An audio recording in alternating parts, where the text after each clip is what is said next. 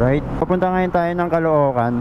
Punta tayo sa Mar Customized Seat Cover ngayon. Magpapalit tayo ng upuan. Papalitan na natin tong upuan na to. Since naka-rim set tayo, hindi siya bagay eh. Ang dumi ng motor ko talaga, oh. Grabe, ang putik sa amin eh. Simula nung nag-rim set tayo mga brody, ito so far ang pinakamalayong mababiyahe niya nang naka-rim set ah. Galing na ako ng Paranaque, tapos bumalik lang ulit ako dito sa service road. Tapos diretso tayo ng Caloocan. Matetesting natin yung rim set natin. Punta na tayong Mar Customized Seat Cover sa Caloocan. Doon tayo pupunta sa isa nilang shop. Okay.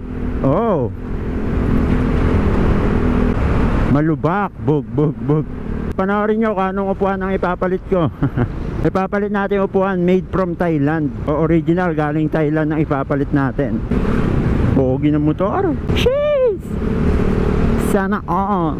Tama-tama, doon tayo pupunta sa isang shop nila Sir Gilmar para maipakita na rin sa inyo yung isa nilang shop. Simula nagpalit tayo ng rim set, speedometer natin hindi gumagana kasi hindi sakto dun sa hub. So kailangan magpalit ng gearbox. Since yung hub natin pang wave, so kailangan natin magpalit ng gearbox pang wave. Yun lang naman ang problema. Wala tayong speedometer as of now. Kala ko kasi kakasya yung stock. Pero ano almost the same, no? Malaki lang ng konti-konti. Siguro by millimeter lang. Excited na ba kayo kung anong upuan ang ipapalit natin? Ako din excited na eh. O tiyakin na, puro lubak. Kawawa ang rim set. Putang ina mo. Fuck. So mga brody, kawawa lang naman ang rim set. Pagka yung gulong natin sobrang nipis, katulad nung sa akin, manipis din siya. So ramdam na ramdam ko yung impact. Kaya ang technique dyan, pagka nag rim set kayo,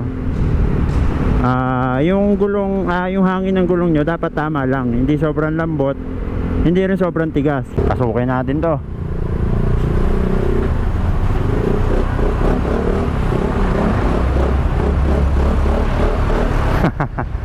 Lakas tama eh, no?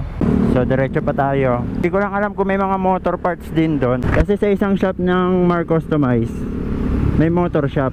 So tingnan natin dito kung may motor, may motor parts din. Kaliwa tayo, 9th Avenue.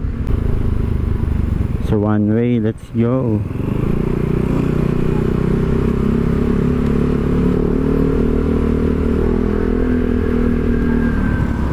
Dito na tayo sa 9th Avenue. Ay, dito pala. Dito pala. Sa kabila din nala eh. Po. So dito na tayo. Nagawa ka na? Hindi magpapandin. Di bagay sa rim set eh. Kaya magpapalit ako eh. Yung katulad nung sinend ko sa'yo, ma'am. Asan si sir po? Sa kabila, sir, pero sabi niya, wala daw. Oo, dito na lang. Okay lang naman.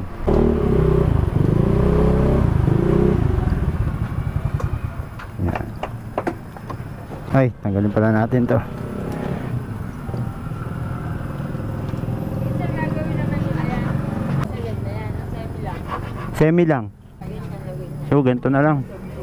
Opo, ganito na lang. Nandito na tayo sa isang shop nila Sir Gilmar. Ayan o. Tapat siya ng Global Standard Electrical Depot. So, ito isa nilang shop. Dito tayo magpapagawa ngayon. Doon na yun sa atin, binabaklas na eh. Madami dito mga seat cover. So napili natin. Mamaya secret lang muna.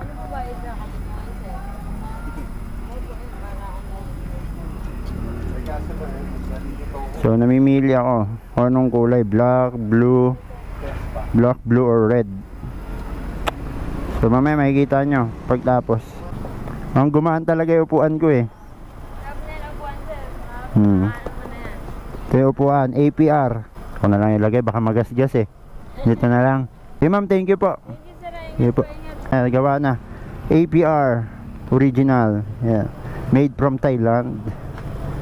Sheesh! APR. Maraming salamat, Mar Customized Seat Cover. Shout out. Hey tol, thank you ah. Thank you. Sabi na lang kay Sir Gilmar no. So maraming salamat din kay Ma'am Irene. Uwi na tayo mga brody, nagpalit lang talaga ang upuan. So APR yung pinalit natin, kulay blue. Tapos na gawin yung upuan natin. Napili ko yung APR na kulay blue. Kontra yung kulay blue. Ganda ng upuan natin mga brody. Gawang customized seat cover yan ha. So shoutout din sa kay Ma'am Irene. Maraming salamat po. Kay Sir Ginmar din, maraming salamat po. Sila yung owner ng customized seat cover. So punta lang kayo doon. Ilalagay ko yung address. So andyan sa screen yung address. Or message na lang sila sa Facebook page pag may mga katanungan kayo. Mga brody, so hanggang dito na lang ang video natin. Ito na lang muna. At update ko kayo sa iba pang mga gagawin natin sa motor natin. Update ko kayo. Maraming salamat sa suporta. Peace out mga brody.